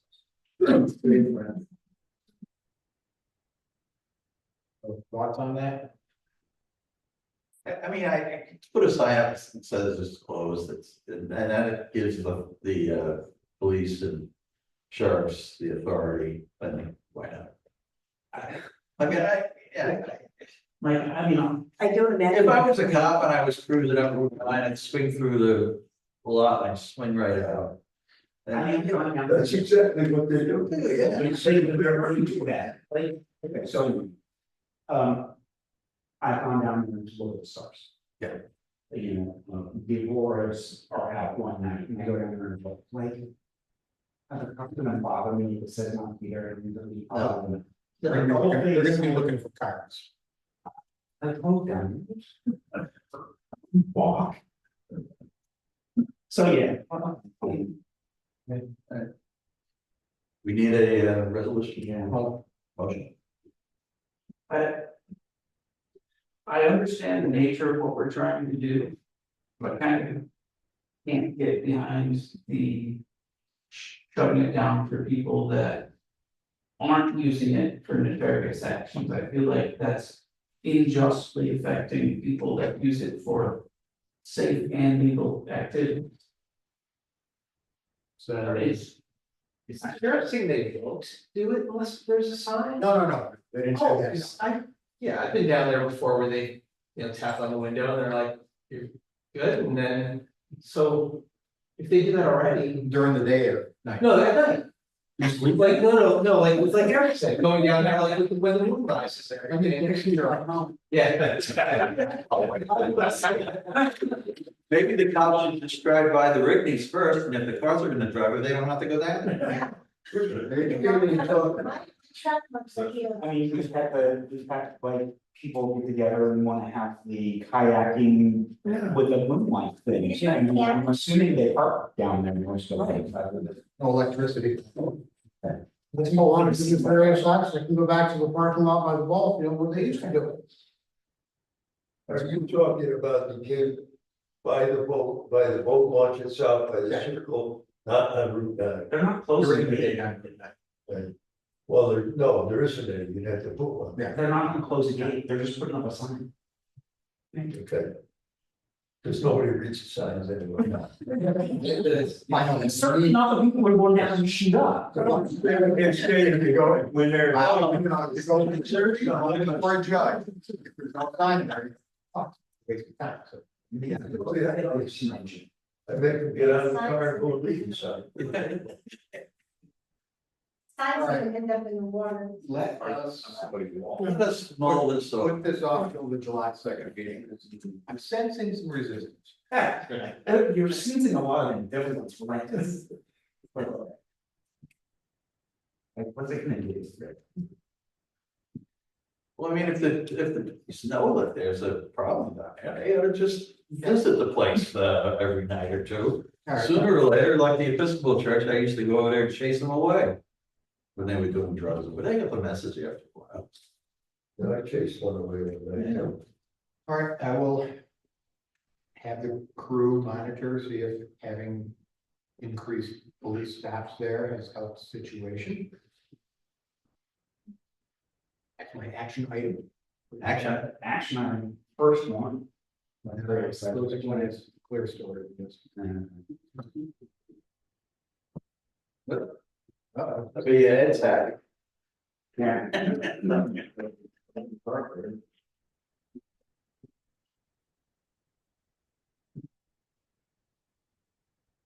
going to correspondence. There's a couple, we received a letter from somebody on Washington Avenue. Asking us to check into some noise, regarding race cars and dogs. So I think we've sent somebody down that way. Yeah, and the letter was sent to the owner of the dogs. And race, what kind of race cars? Just Racing and working on cars, so that like the heavy revving engines on a regular basis. We had, just as an FYI, last night, Simpson Avenue, kids on motorcycles doing wheelies. Was that the electric bikes? Yeah, electric bikes. I seen one. Yes, it will. Yeah, that's what's in the maybe, one of them's gonna flip over and crack the skull. So will. Sounds like a lifeline problem there. Eric wants to recommend that we inspect every house for electric bikes. Electric bikes, which would, if I like that too. I They're- would put they're them fire there, so they can't go over 20. The batteries are fire. Well, that's okay, nobody has to inspect my house. I have another correspondence here. Oh, You good. guys are digressing. We got a letter, from Mary Hayden, reporting that there are fewer patches of garlic mustard in the village, thanks to dedicated group of volunteers. Logging hours, of weed pulling. So the garlic mustard is still an issue, but we're making some strides on it. They suggest that if you are pulling up garlic mustard, put it in a black garbage bag and pile it in where the maintenance crew could easily pick them up. The black bags will sit in the sun in the maintenance ground until the plants dry in the bag, and then they can be put in the garbage without risk of spreading seeds. What are these plants?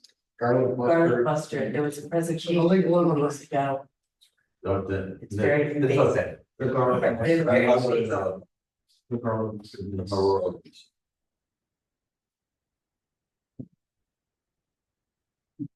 Jim, yes. Like last night, dig the hole here. Over there. All right, the minutes, approval of minutes. I have a question on minutes. Other than my numbering, I think I know it's at the end, it's not. Yeah, resolution 52. It was the one that was about the tax exemption for the volunteer firefighters. You have Gary as name on there. Yeah. I feel like Gary is a A. Oh, I'm sorry, no, yeah, you're right, good catch. Okay. Nothing else on that, thank you.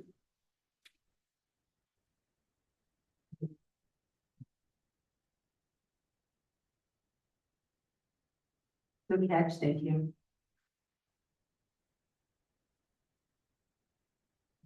Motion to accept. So moved. Discussion? Yes. Yes. Yes. Yes.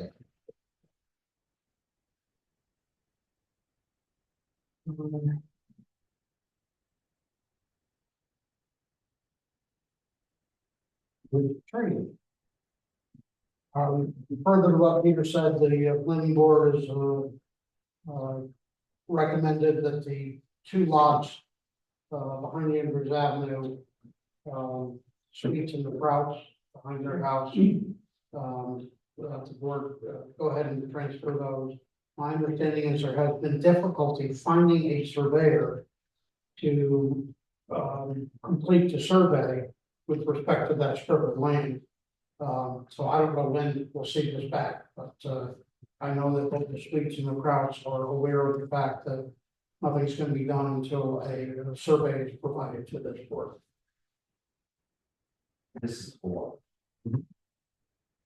Thank you. Village Mayor, so one piece of information about the stop sign camera project that got stuck in the transportation committee this year, did not make it out for a vote. So try again next year. Village trustees? Nope. No. No. Public comment? Good. I forgot to tell you, oh, sorry. Go ahead. I got 3 bids to fix the roof. I wanted to review them with, the engineer and the DPW John Shaft. Before making any recommendations to the village board. They range in price from 30,000 to 140,000. One is repair, one, repairs and replace. It's expensive. Yeah. Okay. I mentioned last meeting just about getting some turtle crossing signs.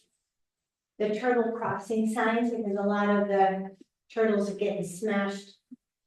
I don't know if we can do anything on Round Lake Road here on Route 9, but on the bike path, bikers just, there's a lot of them that get crushed.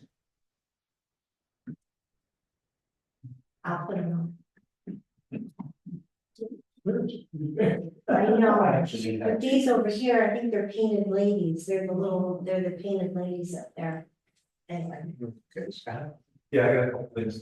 Jason, I'm sure he was, I don't know if he's gonna bring it up, I just wanted to bring up the, Danielle and I and, Jason, noticed that the bathroom in the auditorium, the men's room, it's been brought up before that it's leaking. I think they thought the problem last year was putting new toilets in, and that wasn't the problem. There's a leak.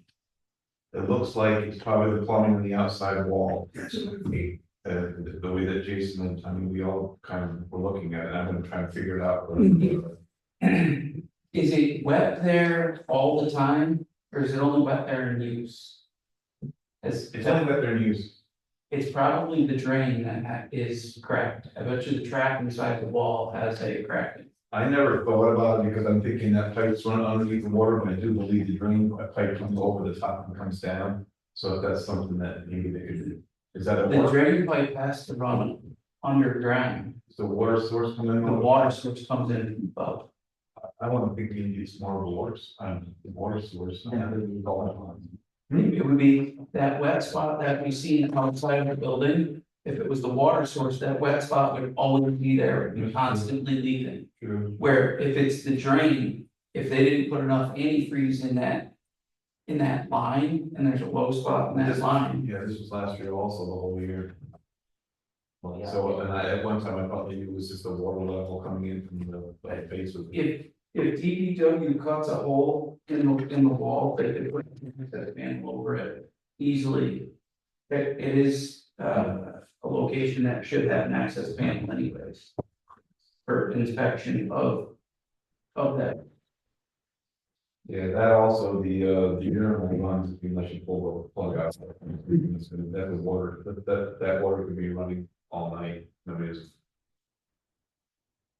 So I think that's just something that they can take a look at, or somebody if they. I have the pictures. It's, you see actual, you see the water coming and it comes out of the men's bathroom and it goes out to the door. And then on the other side of where the sink is, on the back wall, it's also wet. So I have pictures of this if you want me to mail them. Mail, yeah. And another issue, I was approached by Amber, the president of the baseball league. Last night I was down there and she wanted, I mean, I know, I don't know what's going on as far as the cameras go, as far as have you been in contact with her with the ring cameras or something, or? Yeah. I mean, are you working on that issue and how is it gonna be resolved? Did you say you have used? So it's been resolved. Already has? Yeah, it's, So that's good, so, they have it on, it's a board member's personal account, so we don't have access to it. but the problem, the problem was, they said that because it had to go on a personal account, everybody can actually view it, verify the ring camera. Right. So I don't have access. We don't have access to it. Shouldn't we have access to it or not? If we created a municipal account, yeah, that's. And if they're gonna leave the cameras up there, we could do. Okay. I got a quick question. A couple nights ago, just out of surprise, I came upon a pair of adult geese with 12 babies, half grown, marching in straight column across southbound Route 9. I got in the middle with my light bar on, managed to stop the cars going southbound. And with horror, I watched northbound, but I edged out onto the road a little bit and they all stopped. The geese don't stop, they just keep marching in formation. Get some game crossing signs or something there.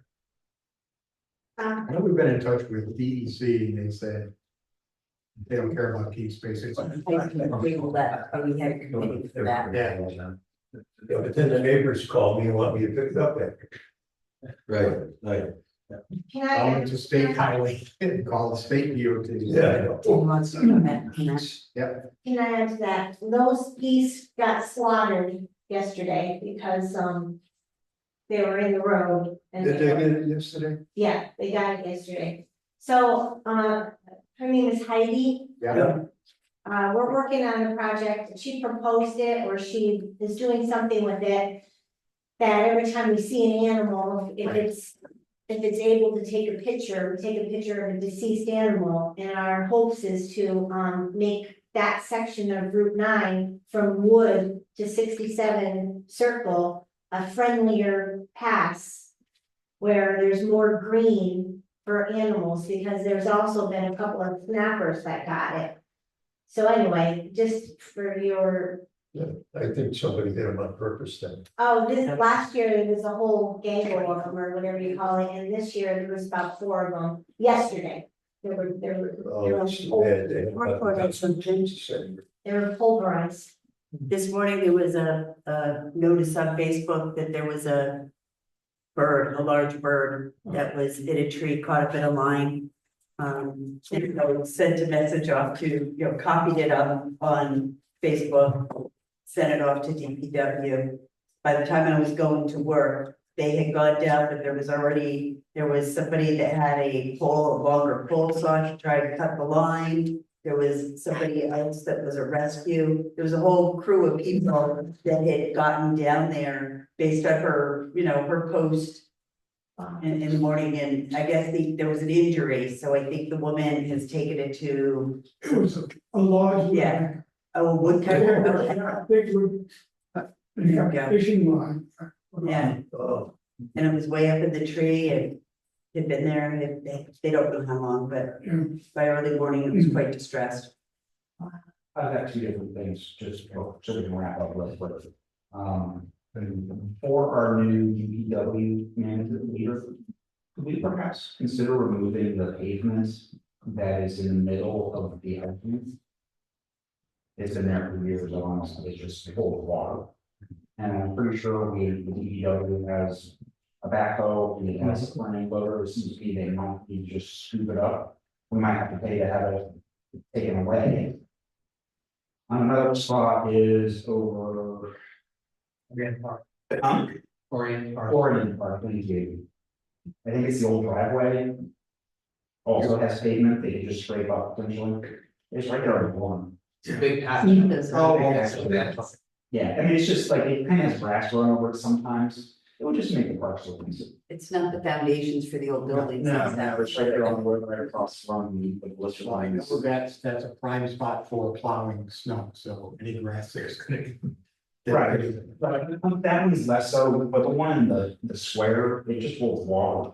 Like you have some water this year, I was thinking maybe, well, I mean, actually, Yeah. mentioned to me, you got rid of that, it can help the water issue. Another quick thing is I had a couple people say that they've got kids who are getting older and are looking for small jobs, and was wondering if the village had anything they could do, like watering the trees. That's something, if they had a license to drive the golf cart. No, these are little. Oh. Well, these are younger kids, their parents said they would drive them around, but they're actually looking to like, like $10. How old are the kids? They're not talking drive. We don't have these. I doubt we could. They have- Kids that age. I do know one down that building, as soon as you get your working paper, you can get full weeds. Yeah. And you change it. And ice cream Sunday or something, like, at the end of the season or some point during the season. Just throwing. Having former kids for the. Yeah, what kids good. Actually, speaking of the Parks Committee, I was like, we need Layla and Charlotte and a couple Samuels, and we get rid of all our spare money. So ice cream truck would be driving a Mercedes, and they're really, really sweet. I saw the ice cream truck back up. Have a BMX bike. Can you imagine an ice cream truck backing up from out of Clark onto Berlin? This is a couple weeks ago. They must have stopped over on Burlington. Then they turned up Clark. And I was out in my yard and I was looking and they stopped for some, I don't know, Mike's kids or something. And then when he or she, I don't even know who drives, he or she was finished, back on to Burlington and back, goes this way. And I said, oh, Lord, man, people really shouldn't be backing up. Now that it's across the county. Well, sure, yeah, still. I actually had I would have had a continuation of the baseball, and I think we were interjecting. She also had brought up the lawn not being mowed. I mean, so she had been in touch with DPW. I don't know if you were involved in that. They asked if they could use her lawnmower. I asked her that. Was that something that? The problem is our mowers are big and heavy. Yeah. They cause ruts on the, Yeah, on the wet ground. And but she said she was concerned with so what would happen if something happened to you on her lawnmower, or if you broke their lawnmower, or. So, I mean, I think basically that's just. I mean, if they want ruts in the field, we can. Yeah, exactly. Exactly. If they want to. That was probably the problem, is the fields are too wet now. Yeah, it's. Yeah. Bill Rainey, nonsense. So, Yeah, okay, we could do it with a lighted lawnmower, but we don't have a light. absolutely. She's got one more week to go, I'm sure, like. And then she'd run it by their board and. Yeah, I mean, I don't know, she has a board to run it by, but. just very, and on top of that, she was, I think her husband was actually being. Transferred. Yeah.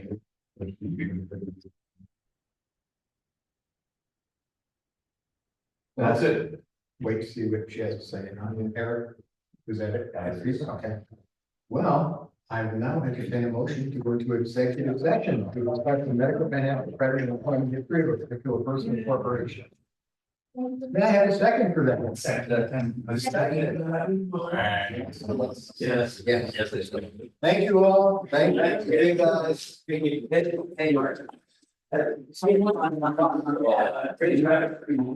Thanks, please. I want you to stop with my house. I got him. Yeah, absolutely. Yeah, that I did that. I didn't know my house. Sure, sounds like, yeah. And there's some, there's something in the front, we have easier to hear it. Got it. Well, there's actual ones we come on this song, was like grass. Yeah, I can put together a graph. That's pretty. You mean as far as like when we do the chart, I do the pivot table? Yeah, like there's many. Well, it was, we didn't have like some, the pre-gate that I put for the board, like something like this. I can put it in the graph. Yeah. So, Yeah.